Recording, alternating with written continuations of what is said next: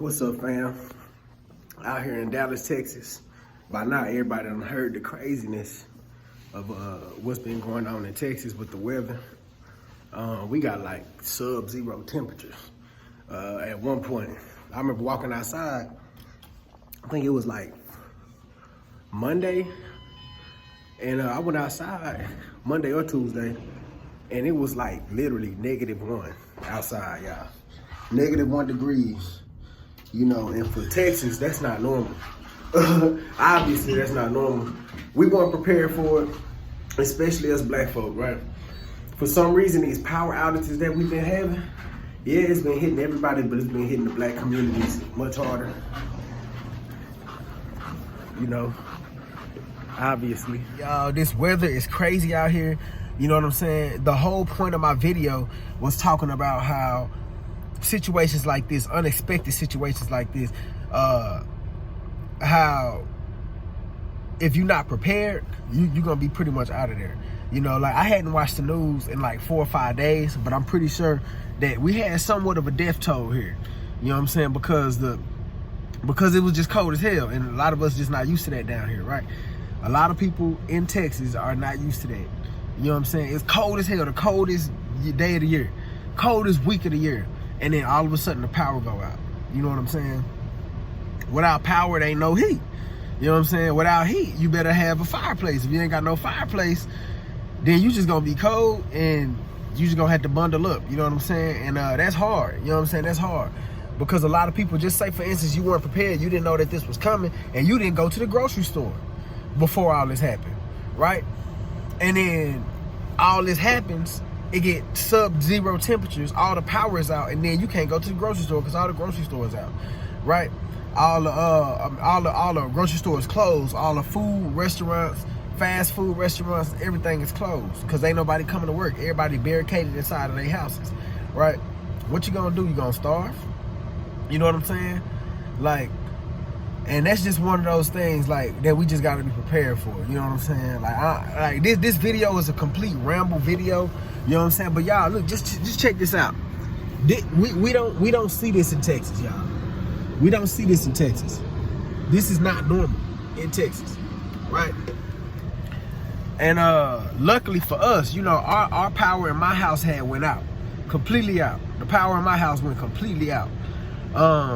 And we ended up toughing it out for a night. I went around looking for firewood. All the firewood in town was sold out. So I went to Home Depot. I got these long 6-foot 4x4 wooden pieces, and I had them chop them up into pieces small enough to fit inside of my fireplace.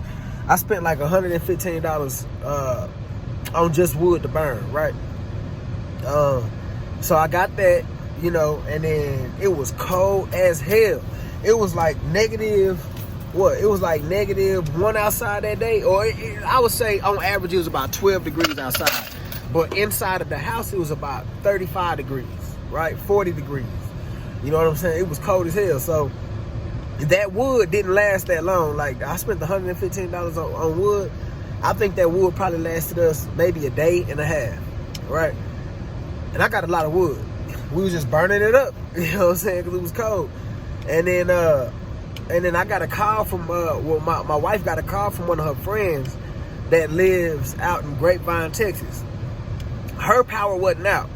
So we ended up going over there for a day until we got things situated, right? We had to drive through it. The roads was terrible and crazy because Texas wasn't prepared.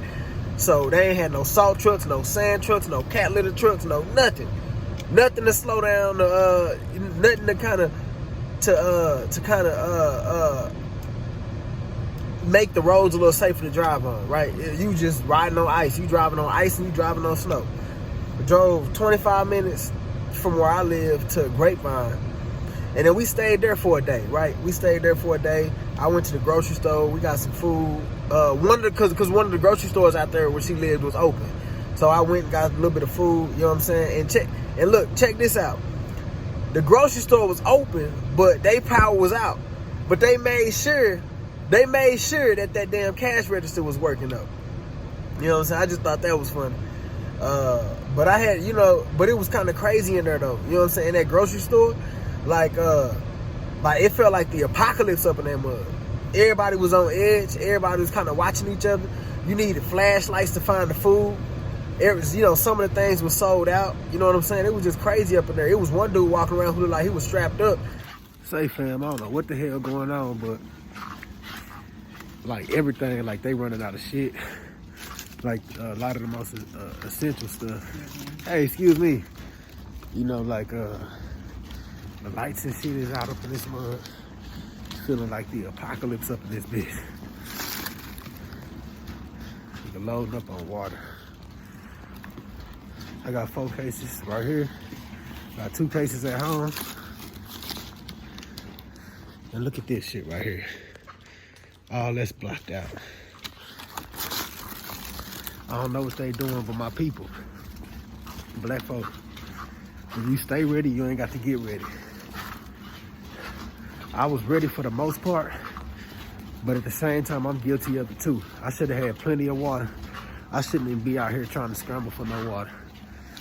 You know, this shit right here, situations like this, when the light's out, the camera's probably out, you know, I could be like a sitting duck right now, you know, but I stay strapped. So, you know, I at least got a little bit of protection, but shit like this, during times like this, the last place we want to be is around a group of people that's scrambling for resources, right? So y'all be safe, stay warm, and be prepared. You know what I'm saying? Stay ready. You ain't got to get ready. That's all I got to say. Holla at your boy. But it was cool though. You know what I'm saying? It was cool. I was in and out. You know what I'm saying? And yeah. So that was that. Went to the grocery store, came back, we spent the night. Then the next day, which was yesterday, we ended up coming out to the hotel. You know what I'm saying? We staying at the Doubletree Hotel. We was originally looking for a hotel, but all the hotels were sold out. All the hotels were fully booked. You know what I'm saying? So we looked up, found the hotel. You know what I'm saying? We booked the room, and shit. And that was that. Now, fast forward to today, it's still cold as hell. You know what I'm saying? It's still cold as hell. But yeah, family, let's start planning for this type of thing, right? Us as black people, us foundational black Americans, we are always hit harder than every other group of people when things like this happen here in the United States of America, right? We are the group of people that lack wealth at higher rates than anybody else. And when you don't have finances and economics, not saying that you can't survive these type of things, because we can, we're survivors, but it's just harder. It's a lot harder, right? And why would we volunteer for harder? You know what I'm saying? When it's already hard as hell for us with everything else. But that's all I got to say, man. Thank God I was blessed to have the finances to move around like I had to. You know, I was able to I had the money for wood. I had the money to put gas in my car to drive, you know, out to Grapevine to stay with one of my wife's friends. You know what I'm saying? I had the finances to go get food. You know what I'm saying? When we had to, I had the finances to go pay for a few days at the hotel off the fly.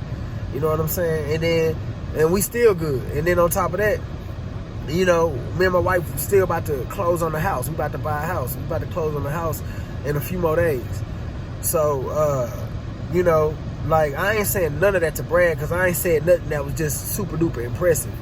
All I'm saying is that we just got to be prepared. You know what I'm saying? We got to have a little something to the side. You know what I'm saying? We got to have food stacked up, if possible, canned goods, you know, non-perishable foods, if possible. And me, I wasn't prepared like that. I didn't have non-perishable foods like that, right? I've been hearing about it. I think Tariq Nasheed might have mentioned something about doing that, but I wasn't prepared. So this was like a wake-up call, right? This is what it would look like if martial law or something like that crazy was to ever happen, right? Experiencing this and how, you know, police were nowhere to be found, ambulance were nowhere to be found, hotels were booked, grocery stores closed, right? Experiencing that and seeing that firsthand is like, damn, this shit could really go down.